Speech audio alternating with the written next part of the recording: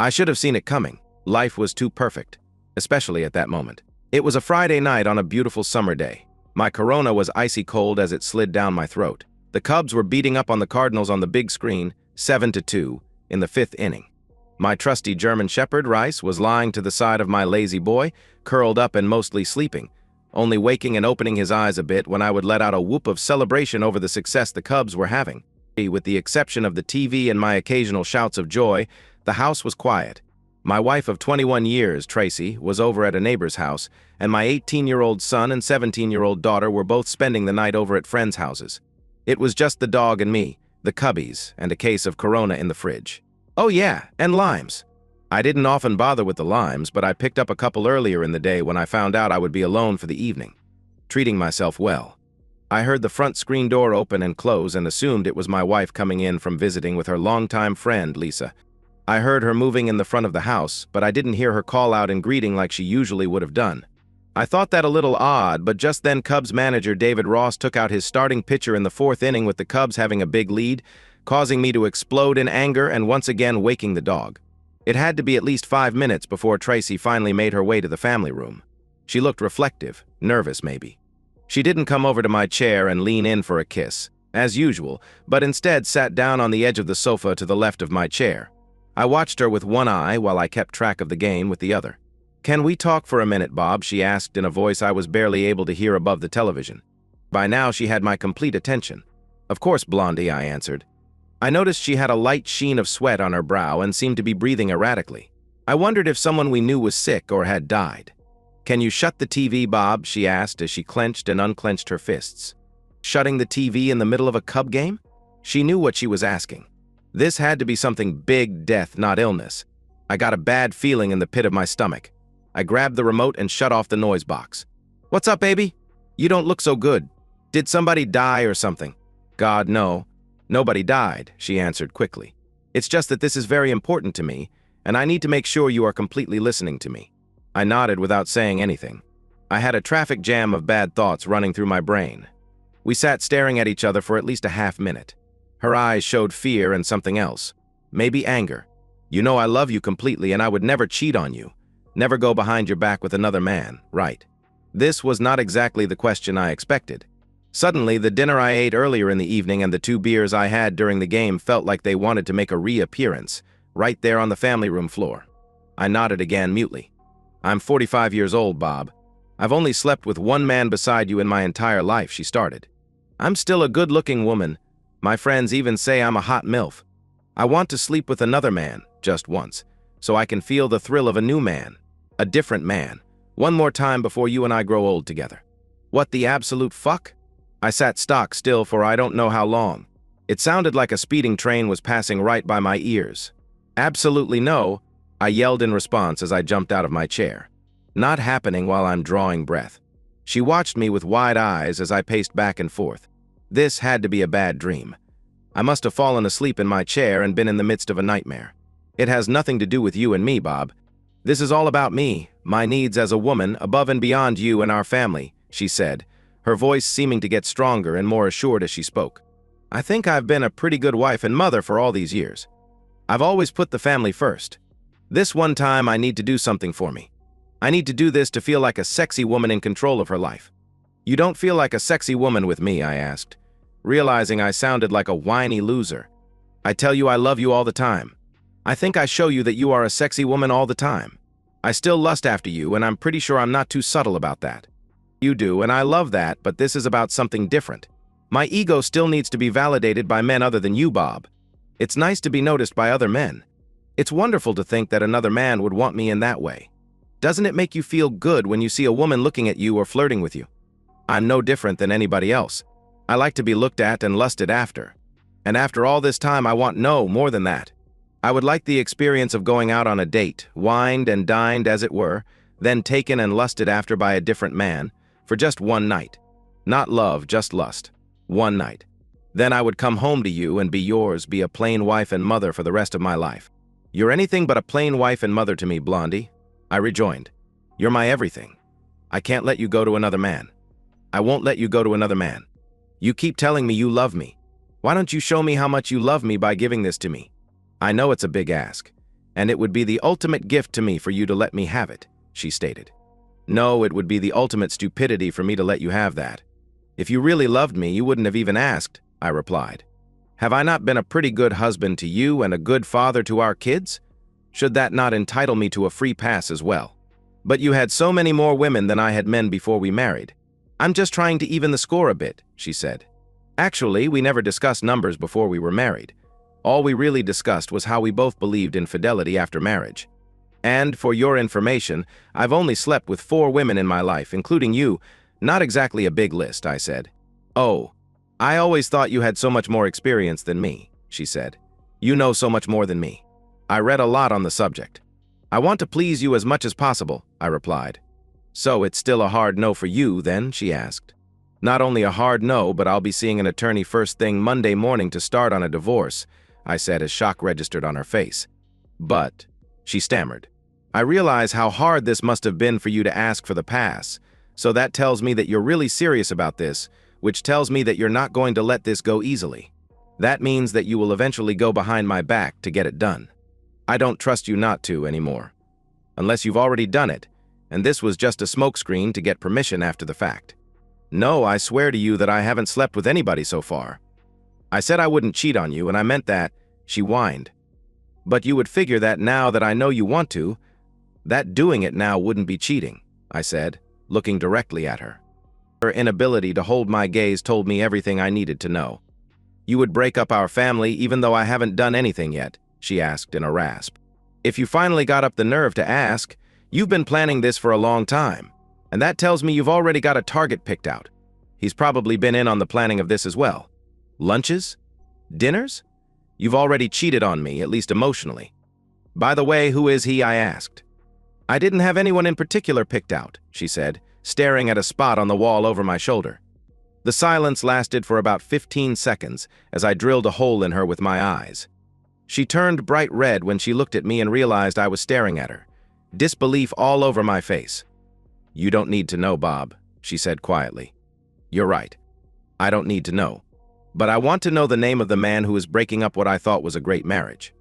You can tell me, or I can call every one of your close friends, as well as your boss and all of your co-workers, and ask them, I said. Her mouth dropped open in shock. You wouldn't, she started to say. Wouldn't I? What have I got to lose? My life is in the gutter, my marriage is gone. What's a little embarrassment to me? What about my embarrassment? She shrilled. I shrugged and did my best to hide my smile. Name, I asked harshly. Dan Wilson, she said quietly. Please, Bob, don't hurt him. I guarantee nothing, I replied. I grabbed the remote and turned the game back on. She harumphed, sniffled back some tears, got off the sofa, and went upstairs to our bedroom. My eyes watched the rest of the Cubs game, but nothing registered in my brain. I couldn't even tell you what came on the screen after the game, but I know I sat in front of the TV for at least 2 more hours. While I think I did a pretty good job of hiding most of my feelings from my wife, in reality I was devastated. I had absolutely no clue my wife was planning on sleeping with another man. In retrospect, I suppose I should have seen signs of her dissatisfaction with me, or her life, or whatever. In the last 3 months, Tracy had become somewhat distant with not only me, but also our children. In fact, my daughter, Sherry, was the first to notice, asking me if Tracy and I had had an argument of some sort. Intimacy between us had also fallen off, I had noticed. Intimacy 2 or 3 times a week had fallen off to once every other week, and not because I wasn't trying. I wondered if she wasn't going through some early changes. Then there were the phone calls being taken out of the room, something that had almost never happened until recently, in addition to the almost constant late evening texting. When I inquired about that, she claimed it was Lisa, who was having problems with her husband, Jerry. That was more than interesting, because Jerry and Lisa lived just 3 doors down from us, and I had no clue they were having any problems. I spent the remainder of the weekend thinking hard about my options. I told Tracy that I was going to file for divorce as quickly as possible, but first I had to examine every aspect of my marriage and my family. I certainly could understand how another man could lust after my Tracy. She was beautiful when I met her when we were both 21, and at 45 she was only 10 pounds heavier, despite having 2 children. I always wondered how I wound up with Tracy. She was clearly above my pay grade. It's not like I'm a troll or anything, being decent looking. 5 foot 11 inches, 175 pounds, But guys who look like me don't often wind up with the prom queen, which she was just 3 years before as a high school senior. We were both in the same astronomy class at Purdue University in our junior years. I was taking it just for fun, while Tracy needed the course to fulfill her science requirement. I'm kind of a geek that way, and Tracy figured out pretty quickly that I would happily help her pass the class, science not being her forte. It was getting toward the end of the first semester, and we were in my dorm room studying when Tracy leaned into me and kissed me hard on the lips. I kissed her back just as hard. "God damn, for most of the semester I thought you were gay," Tracy said to me when we broke the kiss. "No matter what outfit I wore, you never seemed interested." "I was interested, girl, but I wouldn't have guessed it was reciprocal." "I was just trying my hardest not to drool in front of you," I said. We were exclusive right off the bat. I wasn't very experienced sexually, but I guess she was even less so because she never complained and seemed quite pleased with everything I tried in bed, courtesy of my voracious reading on the subject. While every other guy my age was watching porn, I was reading about the acts everyone was watching. It came in handy right from the start with Tracy. The second time we had intimacy, I made her pass out by touching her. At first, I was concerned, never having made any of my 3 previous partners lose consciousness, but I figured she was okay since she was still breathing. When she opened her eyes 2 minutes later, all she could mumble was, "I love you, Bob." We married 2 years after graduating. Our son came along 3 years later, followed by our daughter. We lived a pretty good life financially, as I was an it guy and she was a banker when she returned to the workforce when our youngest went to school. Our son was now getting ready to attend Ohio State as a freshman in a couple of months, and our daughter was going to be a high school senior. In 2 short years, we were going to be empty nesters. We had been discussing plans for our future, including travel, for the last several months. I had loved this woman for almost 23 years. On the one hand, throwing that away for her asking for permission to cheat seemed overly harsh, but on the other hand, I had already noted that her getting to the point of asking to cheat was a major problem. I wasn't born yesterday. I knew if she was that desperate to ask to be allowed to cheat, she would be desperate enough to go behind my back, especially since she already told me about it and didn't look at it as cheating, even though I did. Of course, there was also the matter of her and Dan Wilson already having an emotional affair and planning this night of physical cheating together. Could I ever forgive that? I called a divorce attorney first thing Monday morning and had an appointment for that Thursday afternoon. Meanwhile, on the home front, Tracy tried her best to persuade me not to file for divorce. "We didn't do anything, Bob." "We won't do anything," Tracy cried. "Because you don't want a divorce, or because you know it's wrong?" I asked. She wouldn't look at me or answer. "You still are hoping I'll change my mind and let you, aren't you?" That got me a hopeful look, which sadly sealed both of our fates. I had Tracy served 1 week after I met with my attorney. We lived in a no-fault state and made similar money, so the finances were easy. The kids were almost out of the house, so accommodations would be sorted as we went, with the non-custodial parent responsible for child support for 1 year. We would sell the house and split the proceeds. Boom. Done deal. 21 years over. Not quite so fast. Tracy got a pretty sharp attorney who convinced the judge to order 4 counseling sessions, more if she felt it was necessary. The counselor, a mid-30s woman, had the same opinion that my kids and Tracy had. Since my wife didn't actually commit adultery, why did I feel divorce was my only recourse? I told the counselor the same thing I told Tracy and my kids, that I considered her request to have intimacy outside of our marriage to be tantamount to breaking our vows. Because of that, I no longer trusted her as a marriage partner. I might still love her to some extent, but I couldn't stay married to a woman I couldn't trust. "But I will never try something like that again, Bob. I don't need anybody but you," she pleaded over and over again for most of the 2 sessions. "You're never going to change your mind, are you, Mr. Rasmussen?" "I can see it in your eyes," the counselor said toward the end of the second session. "I'm going to end this farce and tell the judge to let the divorce proceed unhindered. My personal opinion doesn't count, but I'm still going to give it to you. I think you're making a monumental mistake here. Your wife hasn't cheated on you, at least physically, so it seems like you would welcome marriage counseling to keep your long-term marriage.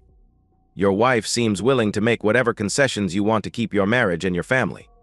I know I grimaced and sighed. I loved Tracy to death. I didn't make this decision by flipping a coin. There's the difference between the way you and I look at things, Dr. Baker. You called it a concession.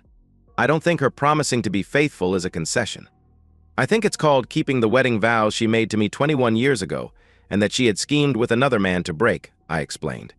My in-laws practically went apoplectic when Tracy told them about the divorce. My mother-in-law called me the next day and shrieked invectives for a good 15 minutes, taking just one breath in that whole diatribe.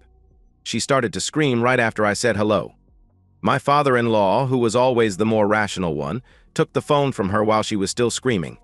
"She didn't even cheat on you and you're divorcing her after 21 years? Are you fucking nuts, Bob?" he yelled. I gave him my version of the events that transpired, and I could hear him making small strangling noises as I went along. Every now and then he would quietly utter, "Really," and then I would continue on.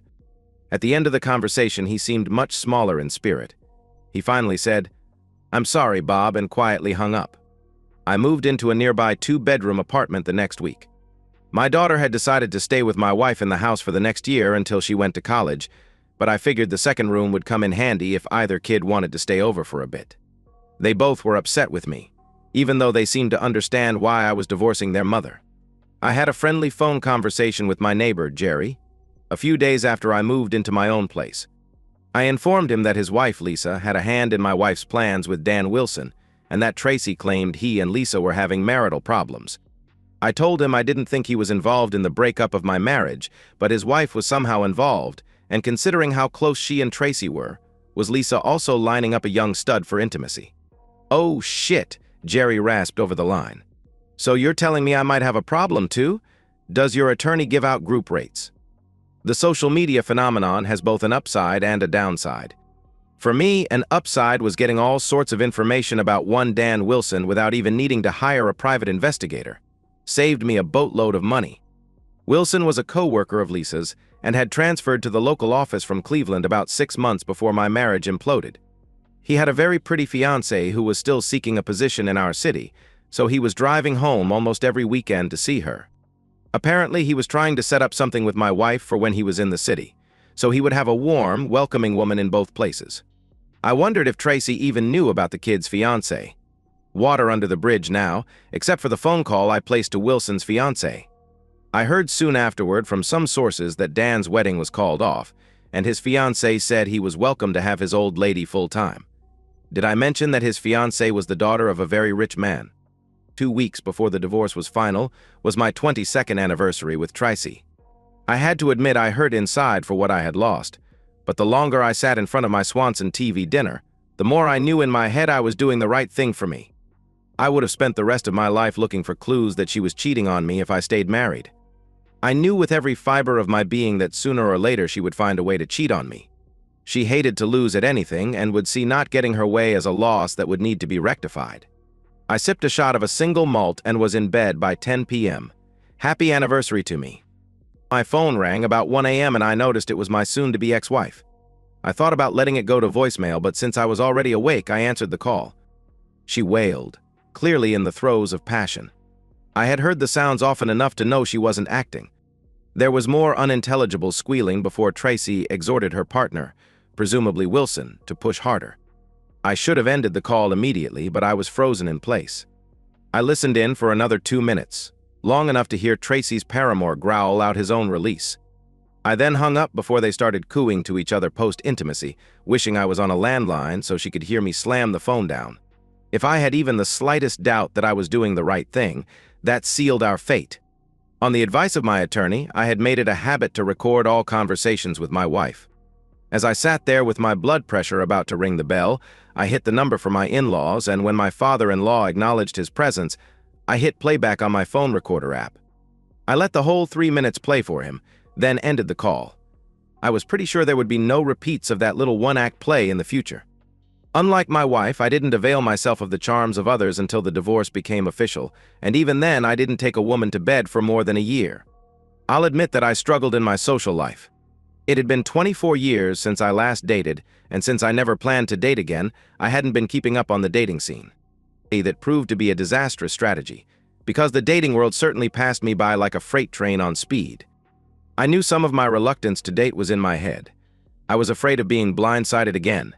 I loved Tracy, and I never saw what happened coming my way, not even a hint. The one thing that was easy to see that had changed since I last dated was the attitude of the women. When I was dating, it was all one-sided. The man picked out the target. The man asked said target for a date. If said target said yes, the man chose the activity and paid for everything. Nowadays, women seem to be the hunters almost half the time, or at least have thoughts on how the date should go. Sometimes they even paid for things. There were times I felt like a dinosaur trying to chase a cheetah. The dating scene showed me that Tracy's sudden selfishness was not unicorn behavior. Along with feeling more empowered, today's dating women are definitely more self-centered. Many of them wanted theirs, even at the exclusion of their partners. If it was good for them, then it would be good for them and their significant others. Been there, done that. All fairly recently. I'm not going to complain about the physical aspects of intimacy with a 20-something woman. Okay, the first few times the women about killed me. I was pretty sure I pulled a fuck muscle. Once I got used to the physicality, however, the enjoyment level was off the charts.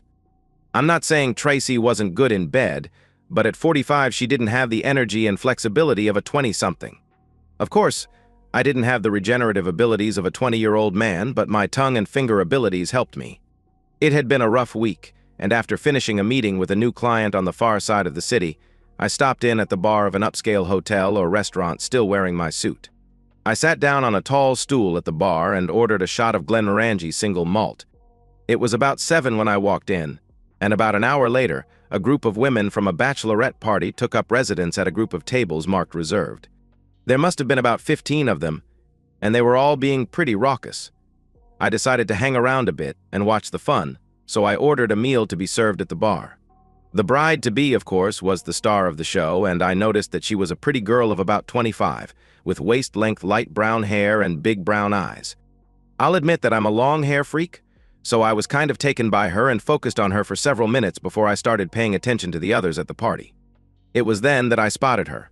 She was about 40, I guessed, and by her age I figured she was the chaperone for the evening, the older mother hen brought along to watch out for the innocent, and not so innocent younger chicks. The first thing I noticed was that she seemed to be a little fidgety in her mid-thigh length black skirt, which seemed to be riding up a little higher on her legs as she sat in her chair. Several times in the first few minutes she tried unsuccessfully to pull the skirt down. I smiled to myself. She did have nice legs. She also seemed to have a sizable chest, not quite hidden under the tight lavender silk blouse she was wearing. The blouse was kind of a V-neck, with the opening coming down to the middle of her large breasts and showing that her alabaster skin wasn't often exposed to the sun. When she wasn't worried about the length of her skirt, she was gazing down at her breasts, I'm guessing to make sure that not too much creamy skin was showing. Her whole outfit was probably a little young for her comfort, and I guessed that it was put together for her by one of the younger women in the group. I gave some mental kudos to whoever picked it out and persuaded her to wear it. The women definitely seemed to be enjoying themselves, laughing, drinking, and eating, and when a three-piece combo started to play, several women got up and started to dance with each other. The women dancing together seemed to embolden the other men in the bar, who started to approach the women on the floor and those at the table, except for their chaperone. I waited about 10 minutes, and when no one made a move for the chaperone, I decided the coast was clear and made my way over to her. She had dark brown shoulder-length hair and bright green eyes, reminding me of Jacqueline Bisset in her heyday. Just as important, she wasn't wearing a wedding ring. She blushed a gorgeous shade of pink when I asked her to dance. She hesitated at first, but then said yes, and several of the younger women seated nearby gave her a ration of grief as she got up, pulled her skirt down, and took my hand. The first 2 dances were fast, and I had to give my ex-wife a silent thank you for insisting I learn how to dance. The next dance was a slow one, and I was a little surprised when she melted her lush body into mine. Her hair smelled of white shoulders, and I grinned to myself because that perfume is not exactly popular with younger women. We actually talked a little bit as we glided about the dance floor. I found out her name was Kathleen Franks. She was an aunt of the bride and the group chaperone. She thanked me for the dances and started to leave the floor after the slow dance, but I held onto her hand and invited her to join me at the bar. She started to protest that she needed to watch her girls, but I pointed out to her that she could see them just fine from my spot at the bar. We watched the younger women and talked. I found out she was actually 48 years old and was divorced after being married for 15 years. She told me her husband, a man of means, had traded her in for a trophy wife who was 27 to his 48 when he married her 3 years ago. She also told me that her outfit was chosen for her by her niece, the bride, and that she felt it was a little too young for her as she normally dressed more conservatively. I opined that her outfit seemed perfect for her, and I completely sucked up when I told her I absolutely loved her sexy heels. I had learned years ago that women really seem to like having their shoes complimented. "You don't think I look out of place dressed like this?" she asked innocently. "Not in the least." "Pardon me for saying so, but you look good enough to eat." If I liked the pink blush before, I loved the dark red blush she now exhibited. We talked for about 15 minutes. She noted that I didn't wear a wedding ring and wanted to know that story. She expressed surprise when I said that my ex-wife had never actually cheated on me physically. "I'm really old-fashioned," I explained. "She cheated on me emotionally and had plans to do it physically. I couldn't trust her anymore." "You don't tell someone you love them but want to have intimacy with someone else." "I get that," she answered. "Everybody has to have a line in the sand." She went back to the bridal party table a few minutes later, but was more than receptive when I again asked her to dance about 30 minutes later. This time, when we finished, she took my hand and led me back to the table with the other women, which now also had several other men. The evening was a success from my standpoint, even with the younger women being a little on the rowdy side. I was greatly surprised when Kathy invited me to be her +1 at the wedding in 2 weeks.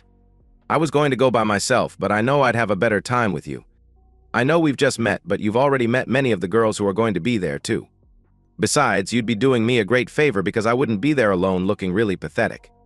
"I definitely wouldn't want you to look pathetic. I would be more than pleased to accompany you to the wedding," I said. "Tell me what color you are wearing and I'll pick the suit I have that best goes along with that." She leaned into me and gave me a quick peck on the lips. I smiled brightly while Kathy blushed again. I could get used to that. I sat with Kathy when we weren't dancing. During one of those times we were at the table, I kept my eyes on the bachelorette party girls, some of whom were obviously going overboard with their alcohol consumption. I'm the father of a teenage girl, so it wasn't out of character for me to be in dad mode with the young women around. When I saw a young man take one of the girl's hands and start to lead her toward the restrooms, I excused myself from the table and quickly and quietly made my way to them, getting to them just before the guy was about to push the girl inside the men's room. The youngster looked at me with disdain, obviously not being intimidated by an older guy in a shirt and tie. I'll admit, at 5 foot 11 inches, 175 pounds, I'll never scare anybody on sight, but I'd like to think I'm still in good physical condition, and I had been in my fair share of scrapes as a kid. Sometimes you have to be willing to take some abuse to do the right thing, which in this case meant protecting some young girl from being this kid's abuse toy. I would hope somebody would step in and protect my little girl if the situation called for it. "Let go of my arm and get away from me." "Old man," he growled at me. "She's old enough to play if she wants." I let go of his arm but used my other hand to palm his head and slam it hard into the wall to the side of the door. I shoved him hard enough to break the drywall, bloody his face, and stun him. He suddenly didn't seem quite so cocky anymore and let go of the girl. He also didn't seem to want any more of this disagreement. The club had gotten quiet as people picked up on what had just gone down. Just as I started to guide Alicia back to the bachelorette party, Kathy and the rest of the group came up to us, grabbed the woman, and led her back to the table. I was left standing face to face with the restaurant manager and another employee. I thought I was in trouble until the manager stuck out his hand and thanked me for helping the young woman. "The police have been called. This Utes is going to jail. They'll probably want your information and your side of the story, but I don't think you have anything to worry about. By the way, your drinks for the rest of the night are on the house." "Thank you again," he said. "Wow, that was some crazy shit," said Wanda, the bride-to-be, when I got back to the table. "Thank you for paying attention to more than just Aunt Kathy." "How did you see that?" Kathy asked me. "I'm supposed to be the chaperone, and I didn't have a clue what was going on. I feel pretty bad about that." "Not your fault. It's easy to lose track of 14 girls in a bar if you're not a professional security person or a dad. Dads, at least most of us, have what I call dad vision. I talked and kibitzed with the women at the table until they decided to leave and go somewhere else for the remainder of their evening. I gave Kathy a soft kiss on the lips as we said goodnight, feeling pretty good about myself and having her digits in my phone. "Get a room," one of the girls said to raucous laughter from the group. I licked my lips softly and tasted Kathy's lipstick as I watched the women leave the restaurant. I took my drink back to the spot at the bar I had earlier occupied. "That seemed to work out pretty good for you," the bartender chuckled as I sat back down. "Who knew?" I laughingly replied. "A bachelorette party? Give me one for the road so I can celebrate my good fortune before I go." My new best friend, Sean the bartender, earned himself a double sawbuck as a tip for the night. Kathy's dress for the wedding was light blue, so I wore my dark blue pinstripe suit, which I consider to be my own the room suit. I thought we made a handsome couple, as did several of her relatives at the wedding. Several people came up to me at the wedding and thanked me for looking out for Alicia. Apparently the bride had spent the previous 2 weeks telling everybody who would listen that I was some kind of a hero. Heroic and handsome, what a great combination, said Kathy's sister, Donna Fulham, the mother of the bride, as she glided up to us to introduce herself to me before the wedding. Thank you for helping the girls a couple of weeks ago, and for making my sister look like she has gotten better taste in men. I also met Kathy's 24-year-old daughter, Marissa, and her fiancé, Ben. Well, at least one of my parents doesn't troll for dates at an elementary school, Marissa said upon meeting me. Dad's absolutely going to hate you if you stick around long enough to get introduced to him. By the time the reception was over, I knew Kathy and I would go the distance. I introduced her to my kids a month later. My son took to her quickly. My daughter was a bit standoffish. She was still somewhat pissed at me for divorcing her mother, even though Mom didn't even cheat on you. My son got it, though. He had a serious girlfriend, and we had a full discussion on fidelity and what it meant to each of us one night. My wife, Kathy, and I retired several years ago. We celebrated our 25th anniversary with an Alaskan cruise. With the help of a daily Cialis and Astroglide, we make love every morning before we shower and get on with our lives. At our age, it's more about connecting than it is about intimacy. All 3 of our children are married and doing well. We have a total of 6 grandchildren. I've only talked to my ex-wife maybe a couple dozen times since our divorce, counting our kids' weddings and Christmas holidays. She's been married and divorced a 2nd time. My kids tell me she blames me for her life being what it is. I never actually cheated on him. She still tells them. Some people just don't get it. And that's the end of today's story. If you enjoyed it, please give this video a thumbs up and drop a comment below. Your support helps the algorithm push my content further. If you're new to the channel, don't forget to hit that subscribe button. It really helps me keep creating more stories for you. Thanks for watching, and I'll see you in the next one.